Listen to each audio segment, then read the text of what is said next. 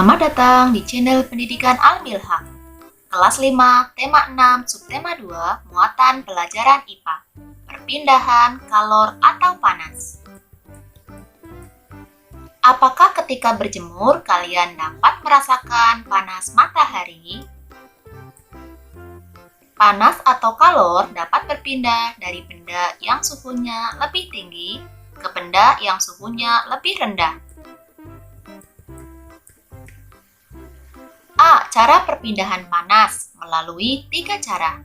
Yang pertama, konveksi. Yang kedua, konduksi. Dan yang ketiga adalah radiasi.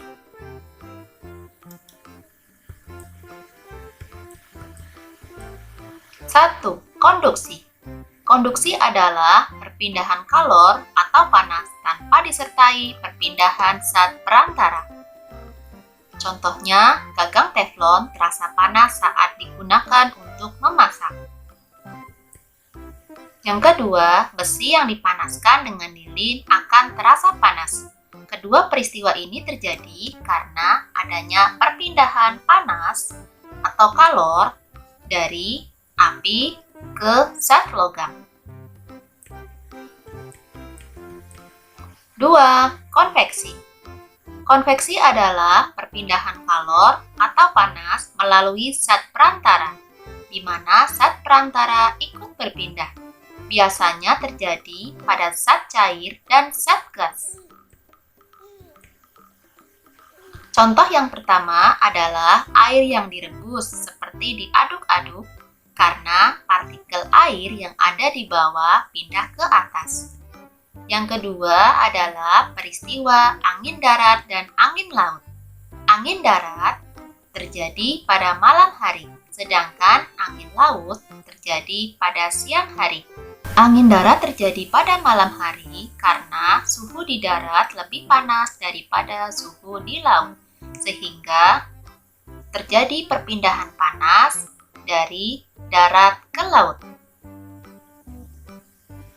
Sedangkan angin laut terjadi pada siang hari karena suhu di laut lebih panas daripada di darat, sehingga udara atau angin akan bergerak dari laut ke darat.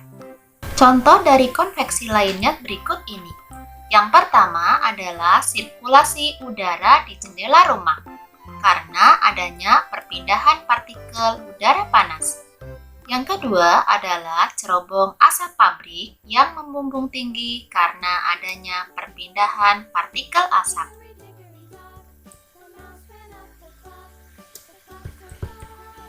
Tiga, radiasi. Radiasi adalah perpindahan panas atau kalor tanpa zat perantara. Yang pertama adalah perpindahan panas matahari ke bumi. Yang kedua, contohnya adalah menjemur pakaian di bawah sinar matahari akan lebih cepat kering.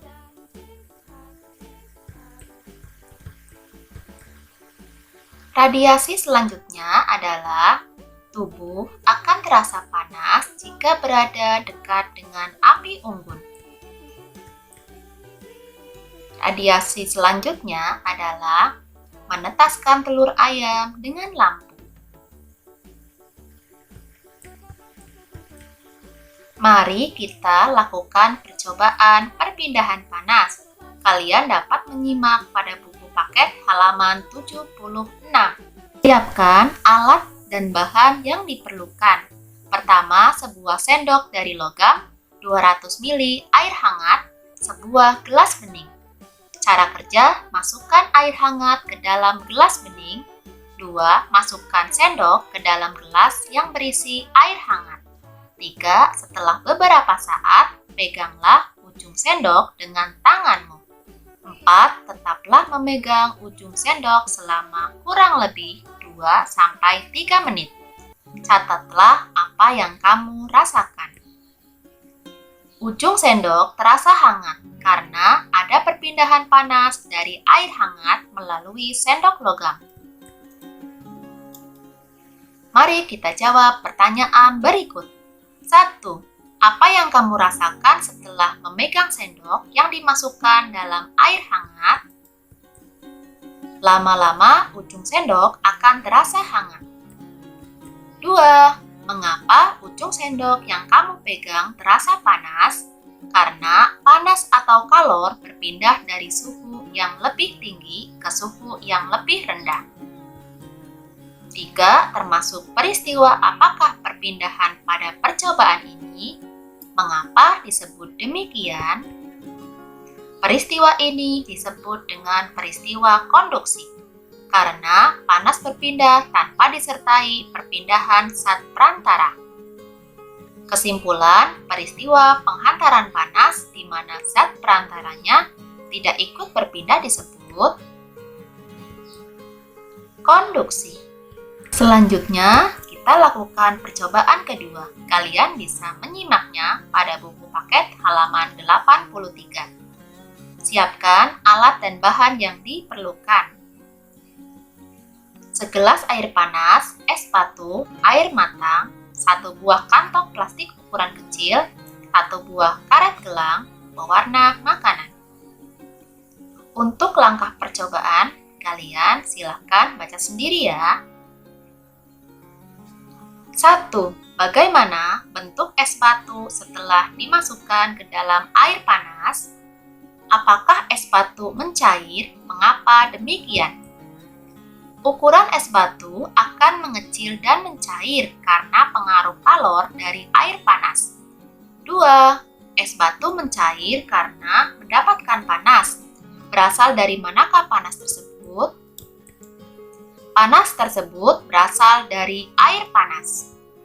3. Apakah zat perantara pada percobaan ini? Zat perantara pada percobaan ini adalah zat cair, yaitu air. 4. Termasuk peristiwa apakah perpindahan panas pada percobaan ini? Mengapa demikian? Perpindahan panas secara konveksi, karena disertai perpindahan zat perantara. 5. Sebutkan 3 contoh peristiwa perpindahan panas secara konveksi yang ada di sekitar kita. Merebus air, menanak nasi, sirkulasi udara di jendela.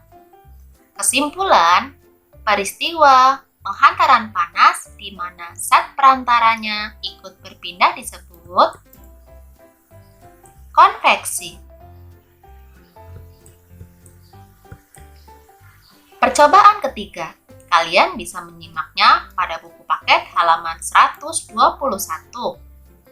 Siapkan alat dan bahan. 1. 1 batang lilin. 2. Korek api. 3. Penggaris. Cara kerja. 1. Nyalakan lilin dengan menggunakan korek api yang telah disiapkan. 2. Dekatkan tanganmu ke nyala api pada jarak 2 cm. Gunakan penggaris untuk mengukur jarak. Hati-hati jangan sampai menyentuh api. Apa yang kamu rasakan dan catatlah. 3. Pindahkan tanganmu pada jarak 4 cm dari nyala api. Apa yang kamu rasakan? Catatlah. 4. Pindahkan tanganmu pada jarak 8 cm dari nyala api. Apa yang kamu rasakan? Catatlah. 1. Apa yang kamu rasakan ketika kamu mendekatkan tangan ke api pada jarak 2 cm? Saya merasakan tangan agak panas. 2. Apa yang kamu rasakan ketika kamu mendekatkan tangan ke api pada jarak 4 cm? Saya merasakan tangan agak hangat. 3. Apa yang kamu rasakan ketika kamu mendekatkan tangan ke api pada jarak 8 cm? Panas tidak begitu terasa di tangan. 4. Bagaimana panas dari nyala api bisa kamu rasakan? Nyala api bisa saya rasakan karena adanya perpindahan panas tanpa zat perantara. 5. Apakah nama perpindahan panas yang terjadi pada percobaan di atas? Perpindahan panas tersebut adalah radiasi. 6. Sebutkan 3 contoh perpindahan panas secara radiasi yang terjadi di sekitar kita. Yang pertama, panas dari api kompor ke tangan, panas dari matahari ke manusia, panas dari api unggun ke tubuh. Perhatikan cerobong dari kompor di atas. Coba tuliskan pendapatmu, perpindahan panas yang terjadi pada cerobong asap kompor gas di samping. Tulis jawaban kalian di kolom komentar ya. Terima kasih sudah menyimak video ini. Sampai jumpa lagi. Dadah.